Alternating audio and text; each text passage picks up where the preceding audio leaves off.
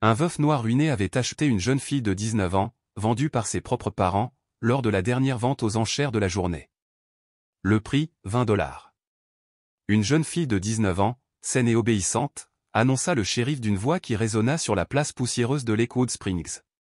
Le soleil de juin brillait sans relâche, projetant une lumière crue sur la scène sous les yeux des habitants, certains dans un profond malaise, d'autres dans une fascination morbide, incapables de détourner le regard du spectacle grotesque qui se déroulait sous leurs yeux. Isaiah Montongery, veuf depuis 2 ans et seul propriétaire terrien noir du quartier, se tenait à l'écart de la foule. Les mains jointes, calme et posé, il gardait les yeux fixés au sol. Ses cheveux en bataille masquaient en partie une ecchymose récente sur son visage, signe visible des sévices subis. Ses parents, un couple qui semblait avoir été rongé par la cruauté de la vie, restaient silencieux, l'air absent et impassible. 25, cria une voix au fond. C'était Frank Holloway, le tavernier du coin, le visage rouge en levant la main, un sourire troublant aux lèvres. La jeune fille tremblait visiblement, la peur évidente. Là, fut une seconde offre. Walter Schmidt, un fermier connu pour son tempérament violent, surtout après quelques verres, hurla l'offre d'un ton dur. Isaiah ferma brièvement les yeux, prenant un moment pour se ressaisir. 30 $, presque tout ce qui lui restait après la sécheresse qui avait ravagé sa petite plantation. C'était l'argent qu'il avait mis de côté pour acheter des semences pour la saison suivante. C'était son dernier espoir de sauver la terre qu'il avait conquise sans relâche après la mort de sa femme. Puis sa voix, grave et ferme, s'éleva au-dessus des murmures de la foule, la réduisant instantanément au silence. Un profond silence s'installa sur la place. Des dizaines de regards se tournèrent vers lui, emplis d'un mélange de stupeur et d'indignation à peine contenue. Le père de la jeune fille plissa les yeux, une expression tordue de mépris et d'avidité tirant ses traits. « Je ne confierai pas ma fille à un homme comme ça », déclara fermement Isaiah en s'avançant vers le centre de la petite estrade. Le shérif s'éclaircit la gorge, mal à l'aise, visiblement perturbé par le défi. « Monsieur Montgomery, je ne pense pas, dit-il d'une voix tremblante. La loi, rétorqua Isaiah sans quitter des yeux le spectateur, stipule que tout homme libre peut participer à une vente aux enchères publiques. Il marqua une pause, ses paroles posées. À moins que vous ne préfériez expliquer à un juge fédéral pourquoi vous avez refusé la meilleure offre. Pour la première fois depuis le début de la vente, la jeune femme leva les yeux. Son regard croisa le sien, fugace mais intense, empli de résignation, sa jeunesse accablée par une fatigue bien supérieure à son âge. 70 $, une fois, déclara le shérif à contre-cœur. Un échange de regards eut lieu entre Holloway et Schmidt, mais aucune autre offre ne suivit. Vendu, annonça le shérif d'un coup de marteau sec. La foule s'éleva en un murmure d'incrédulité. Alors qu'Isaiah s'approchait pour payer, une vague de souvenirs le submergea aux ceux de sa défunte épouse, humiliée sur cette même place des années auparavant lorsqu'ils avaient tenté de les chasser de la ville. La simple tombe où elle avait été enterrée 2 hivers plus tôt, victime d'une pneumonie qu'aucun médecin local n'avait voulu soigner. La solitude accablante de leur petite cabane depuis lors. La jeune fille hésita en descendant du quai. Isaiah remarqua ses bras meurtris, témoins de la vie difficile qu'elle avait endurée. Elle garda les yeux baissés, comme si elle savait instinctivement que lever les yeux pourrait entraîner une punition. « Comment t'appelles-tu » demanda-t-il doucement, gardant une distance respectueuse. « Sarah » murmura-t-elle d'une voix à peine audible. « Sarah Collins. »« Sarah Collins » répéta doucement Isaiah. « Je m'appelle Isaiah Montgomery. »« Je sais qui tu es » répondit-elle à sa grande surprise. « Tout le monde le sait. » Alors qu'il s'éloignait de la place, le murmure de la foule s'amplifia. « Bon sang. Ils ont vendu la fille à un noir. Ça ne finira pas bien. Quelqu'un devrait faire quelque chose. » Isaiah sentait les regards hostiles le percer comme des poignards dans le dos. Sarah le suivit d'un pas, avec la précision de quelqu'un habitué à garder ses distances. Alors qu'il passait devant la taverne, Frank Holloway cracha par terre, sa voix s'élevant en une moquerie cruelle. 70 $, c'est un prix élevé pour quelque chose que tu ne pourras pas garder longtemps, ma puce, cria-t-il, ses mots destinés à piquer. Isaiah ne répondit pas, sa détermination inébranlable. Il continua son chemin vers la charrette qui l'attendait à l'entrée de la ville, où son vieux cheval se tenait, patient et indifférent. Tandis qu'il aidait Sarah à monter, il remarqua le tremblement dans ses mains. Ce n'était pas la peur qui la secouait, mais bien pire, l'impatience. Elle avait vécu suffisamment d'épreuves pour connaître la cruauté dont les habitants de la ville pouvaient faire preuve. « Je ne te ferai aucun mal, dit-il doucement, s'assurant qu'elle seule puisse l'entendre. Tu as ma parole. » Pour la première fois, Sarah le regarda droit dans les yeux. Dans son regard, elle vit quelque chose, une force tranquille, une douleur partagée, et autre chose encore. Une étincelle, une détermination qui transcendait la simple survie. C'était cette même force tranquille qui lui avait permis de perdurer dans un monde qui cherchait sa destruction. « Pourquoi » demanda-t-elle simplement, sa voix à peine un murmure. Iséia ne répondit pas tout de suite. Il démarra le chariot, les roues grinçant au passage, puis dit doucement, « Parce que je sais ce que c'est que d'être traité comme une chose. Une marchandise. » Alors qu'il quittait la ville, disparaissant dans l'ombre grandissante, personne ne remarqua le petit objet métallique que Sarah avait caché dans sa chaussure usée, ni le regard fugace qu'elle échangeait avec une silhouette tapie dans l'ombre.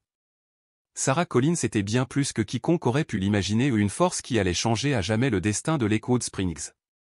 La cabane d'Iséia se trouvait à 10 kilomètres de la ville, isolée au milieu de champs arides et d'une petite étendue de bois. À leur arrivée, le soleil avait disparu à l'horizon, plongeant le paysage dans des ombres de plus en plus sombres. Sarah, toujours vigilante, observait attentivement la petite cabane, son extérieur modeste et bien entretenu, la grange, le puits en pierre entouré d'un jardin frappé par la sécheresse. « C'est ici, » dit Iséia en descendant du chariot. « Ce n'est pas grand-chose, mais c'est à moi. Personne ne vous dérangera ici. » Sarah resta immobile dans le chariot, scrutant les alentours du regard, calculant ses issues comme un animal acculé. Lorsqu'elle descendit enfin, elle garda ses distances, se tenant à plusieurs pas d'eux. « Il y a une chambre au fond, » expliqua Iséia. « C'était celle de mon fils. Elle est fermée à clé de l'intérieur. » À l'évocation de son fils, Sarah fronça les sourcils. « Mon fils, Jacob, est mort avec sa mère. D'une pneumonie, il y a 2 hivers, » répondit Iséia d'une voix dénuée d'apitoiement. Le garçon avait 5 ans. À l'intérieur de la cabine, une lampe brûlait déjà sur la table centrale, indiquant que quelqu'un était passé récemment. Sarah remarqua immédiatement le détail, et sa méfiance s'accentua. « Attends ici » dit Iséia en sentant sa tension. Il traversa la cabine, inspectant rapidement les pièces avant de se détendre. Ruth est passée. Elle a laissé de la nourriture. Le nom attira l'attention de Sarah. « Ruth Wilkins, la sage-femme » demanda Iséia, surprise. « Elle a aidé ma mère une fois » répondit Sarah d'un ton évasif, sa voix changeant. La cabane était simple, mais chaque objet y avait sa place. Des livres étaient soigneusement rangés sur des étagères improvisées, et tout semblait organisé avec une précision silencieuse. C'était un foyer en contraste frappant avec la cruauté du monde extérieur, un petit sanctuaire où, pour l'instant, Sarah pouvait respirer librement. Mais son histoire, sa force cachée en elle était plus profonde qu'Iséia ne pouvait l'imaginer ou une force qui allait bientôt déclencher une chaîne d'événements que personne à Lakewood Springs ne pourrait oublier. La table en cèdre devant eux était usée par le temps, sa surface noircie par le temps, mais polie d'un éclat brillant qui reflétait une force tranquille. Ce n'était pas le refuge désordonné d'une âme vaincue, mais un espace d'ordre et de détermination, créé par quelqu'un qui ne se rendrait pas facilement. Au cours du dîner, la voix d'Iséia rompit le silence. « Tu comptes t'enfuir ce soir, n'est-ce pas » demanda-t-il d'un ton calme, presque entendu. Le corps de Sarah se raidit, ses muscles se contractèrent comme les cordes d'un violon, prêts à se briser. Son cœur s'emballa. « Je ne vous en veux pas » poursuivit Iséia d'un ton mesuré. « Mes hommes patrouillent dans la forêt de l'Est. Ce sont des chasseurs de primes, engagés par le maire après l'évasion de 3 esclaves de la plantation Sullivan. »« Je ne suis pas une esclave » rétorqua Sarah, ses mots tranchants, une barrière défensive contre ces investigations. « Non, tu ne le es pas » reconnut Iséia, mais essaie de dire ça à mes hommes dans l'obscurité de la nuit. Le silence entre s'épaissit de vérités non dites. Le lendemain matin, Sarah se réveilla et trouva la maison abandonnée, la porte entr'ouverte. Elle n'était pas prisonnière. Alors que la lumière de l'aube filtrait par les fenêtres, elle sortit, ses mains labourant la terre du jardin sec, essayant de redonner vie aux plantes, espérant que l'eau du puits les raviverait. En fouillant la maison à la recherche de quelque chose d'utile, Sarah tomba sur quelque chose d'inattendu. Un livre de droit fédéral, aux pages usées et annotées, se trouvait à côté d'une pile de lettres d'un professeur de l'université de Boston, un certain Williams. Elle les prit, la curiosité l'entraînant plus profondément dans le mystère, mais avant qu'elle puisse approfondir ses recherches, le bruit caractéristique de sabots de chevaux venant perturber l'instant. 3 cavaliers apparurent, et le regard de Sarah se fixa sur le visage familier de Frank Holloway. Il était accompagné de Walter Schmidt et d'un troisième homme, qui exprimait une autorité tranquille, avec un sourire doux et calculé.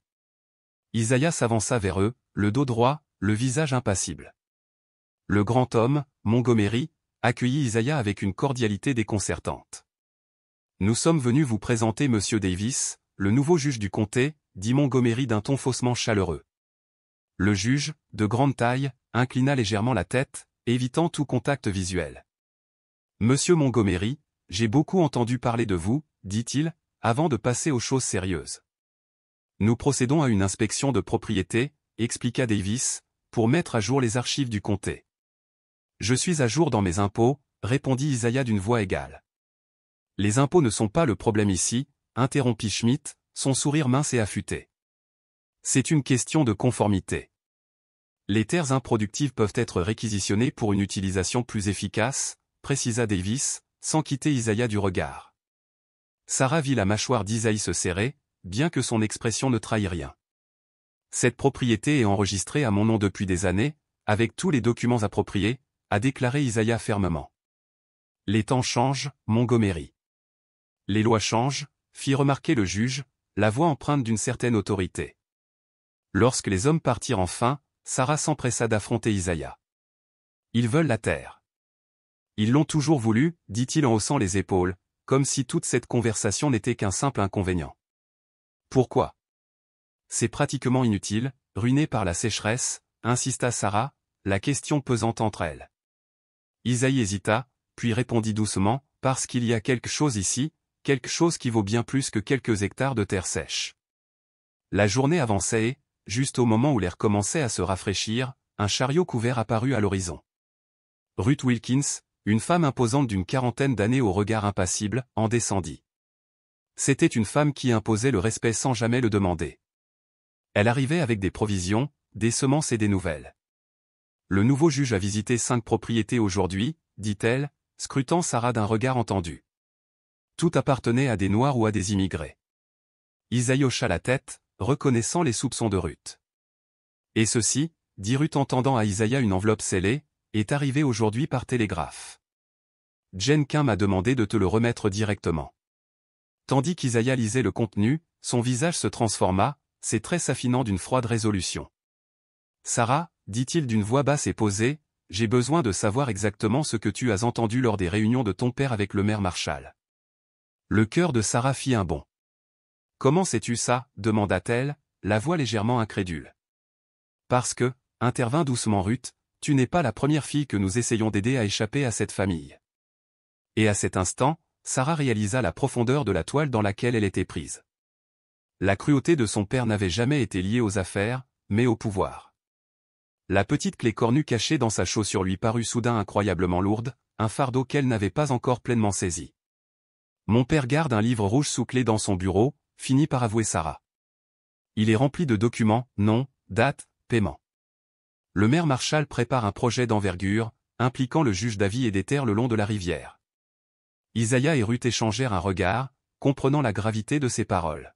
« Est-ce pour cela que ton père était prêt à te vendre aux enchères si publiquement ?» demanda Ruth d'une voix douce. Sarah hocha la tête, et une première larme coula sous le poids de sa révélation. « J'en ai trop entendu. J'en ai trop vu. En ville, les rumeurs allaient bon train, des rumeurs sur l'homme noir qui avait acheté une fille blanche, sur les visites nocturnes suspectes dans sa propriété, sur l'arrivée imminente du chemin de fer et ses liens avec les mines récemment découvertes. Pourtant, personne ne semblait remarquer le petit livre rouge disparu de la maison de M. Collins, ni les messages codés envoyés par télégraphe jusque tard dans la nuit. Ce que les puissants de Lakewood Springs ignoraient, c'est que parfois, ceux qui sont invisibles sont ceux qui voient le plus clair. La véritable révolution ne commence pas par des manifestations bruyantes ou des déclarations fortes, elle naît dans les coins les plus reculés, murmurée dans l'ombre par des mains qui n'ont rien à perdre, seulement un avenir à conquérir. 4 jours après la visite, une violente tempête balaya Lakewood Springs. Au milieu du chaos, personne ne vit la petite silhouette errer derrière l'hôtel de ville, son manteau sombre dissimulant la fureur de la tempête. Sarah Collins, la jeune fille que tout le monde croyait captive d'Isaiah Montgomery, infiltrait le cœur du pouvoir local. La clé de sa chaussure, volée au bureau de son père quelques semaines plus tôt, trouvait désormais sa place dans le bureau du maire. Au même moment, Isaiah Montgomery entrait dans le bureau du télégraphe, trempé jusqu'aux os. Jenkins, l'opératrice, empreinte d'une sympathie tacite pour les exclus, acquiesça doucement. La ligne est ouverte vers Boston, dit-il doucement, laissant Isaiah seul avec le télégraphe.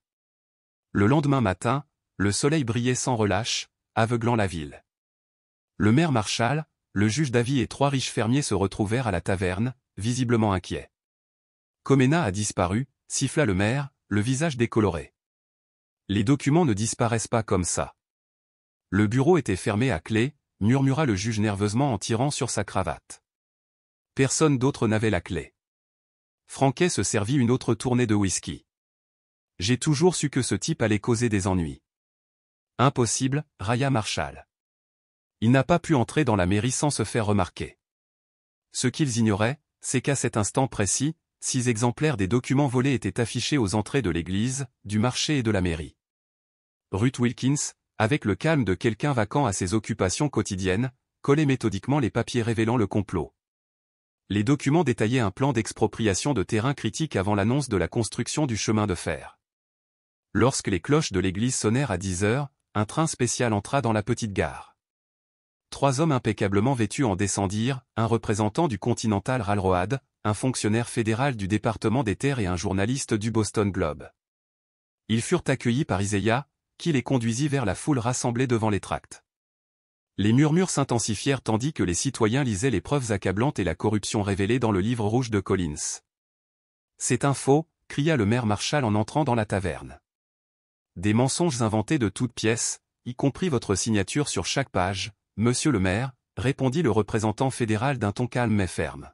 « Ou peut-être que la carte décrivant votre intention de détourner le tracé de la voie ferrée à des fins personnelles était également fabriquée. » Walter Schmidt tenta de s'échapper par l'arrière, mais le shérif lui barra rapidement le passage. « Vous étiez au courant ?» demanda Schmidt, la voix teintée d'incrédulité. Le shérif soutint son regard, l'air indéchiffrable. « Pas tout, dit-il d'un ton ferme, mais suffisamment pour laisser faire. » La foule autour d'eux grossissait. Des visages qui détournaient habituellement le regard d'Isaiah persistaient, chacun exprimant un mélange de choc, de curiosité et de respect réticent.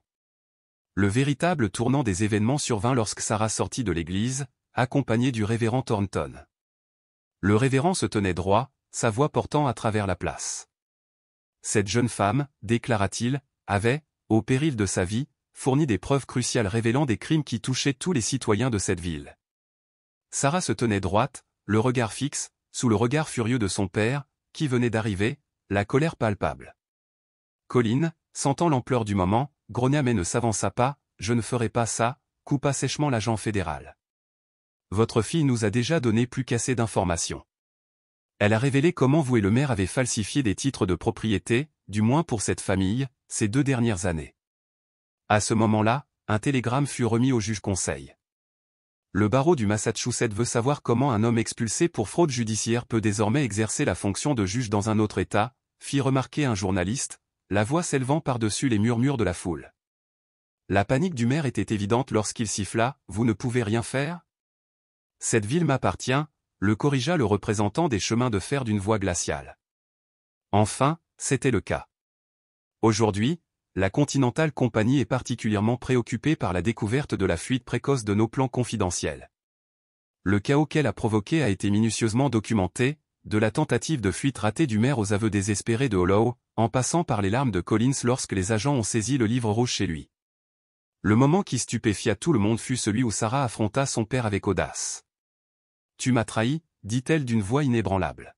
« Tu m'as traité comme une sous-humaine, tout comme tu as trahi la dignité de cette ville. » Acculé, Collins finit par lâcher prise, révélant l'ampleur de sa cruauté. « À quoi t'attendais-tu » cracha-t-il. « Ta mère est partie parce qu'elle ne supportait plus ta vue. » Ses mots étaient durs, le venin dans son ton était profond. « Tu n'as jamais valu l'air que tu respires. » Le silence qui suivit fut rompu par la voix calme et posée d'Isa. « Chaque personne ici présente aujourd'hui a exactement la même valeur, déclara-t-il. Monsieur Collins, voici la vérité que vous avez tenté d'enterrer. La dignité humaine ne se mesure pas à un prix. Tandis que les conspirateurs étaient emmenés, la foule continuait de grossir. Certains réclamaient justice immédiatement, tandis que d'autres, parmi lesquels des personnes qui méprisaient autrefois Isaiah, cherchaient désormais à partager cette victoire morale. Parmi tous ces événements, l'échange discret entre le représentant des chemins de fer et Isaiah passa inaperçu, tout comme l'examen minutieux de l'agent fédéral examinant les titres de propriété des terres de Montgomery. Personne ne prêta attention aux brefs regards échangés entre Ruth et Sarah lorsqu'un journaliste les aborda pour une interview.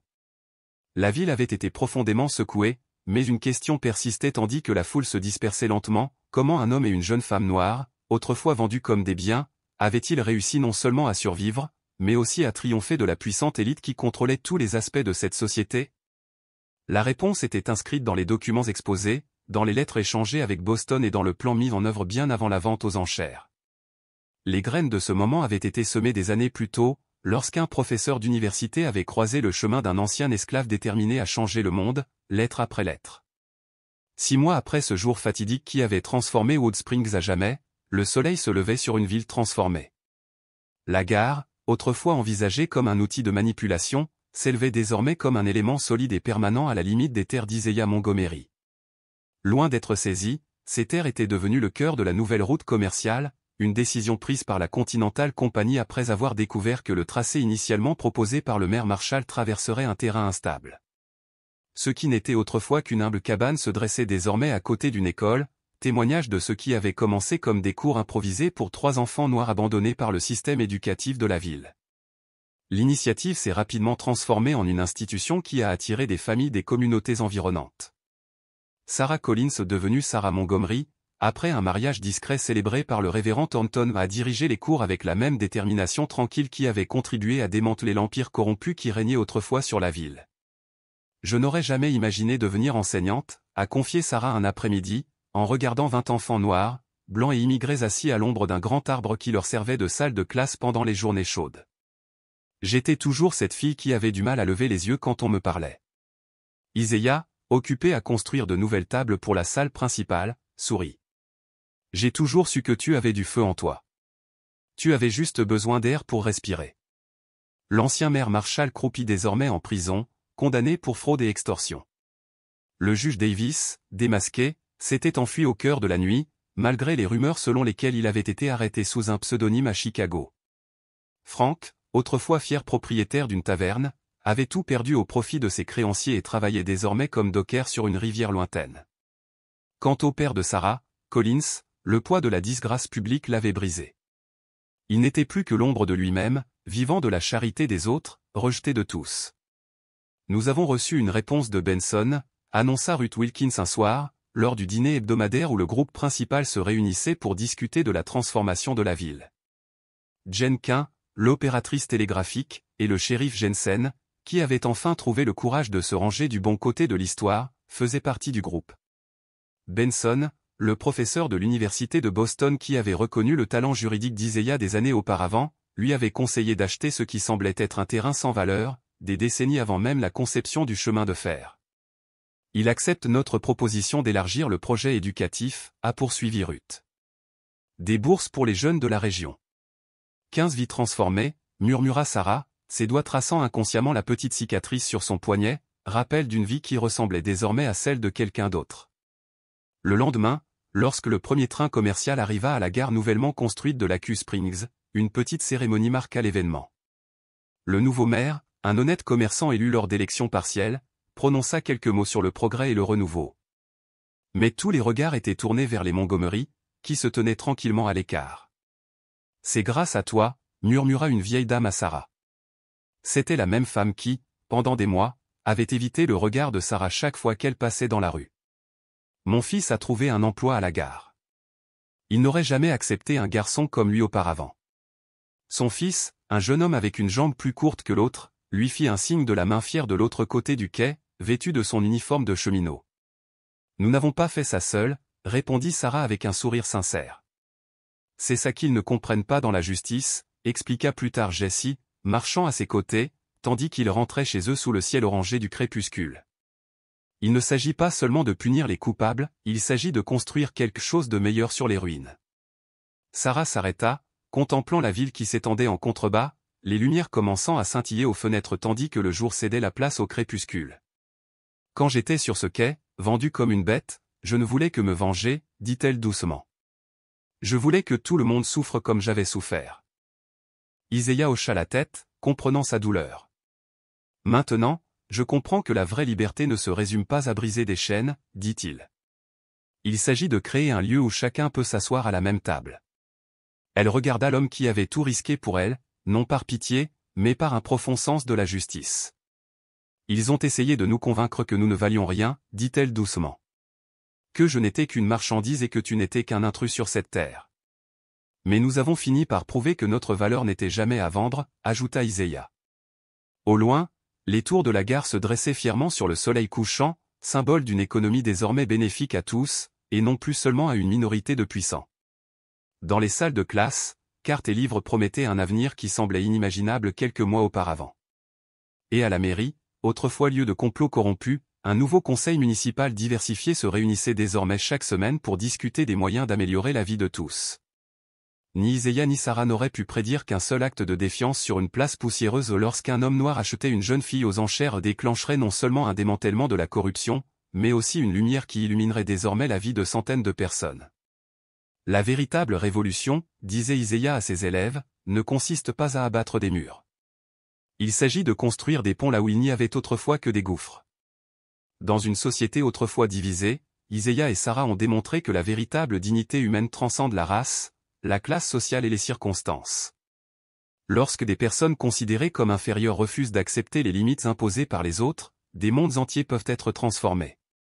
Ils ont essayé de nous briser, a déclaré Sarah à ses nouveaux élèves le premier jour de cours, mais ils ont oublié que parfois, les choses brisées reflètent la lumière d'une manière que les choses entières ne pourraient jamais faire.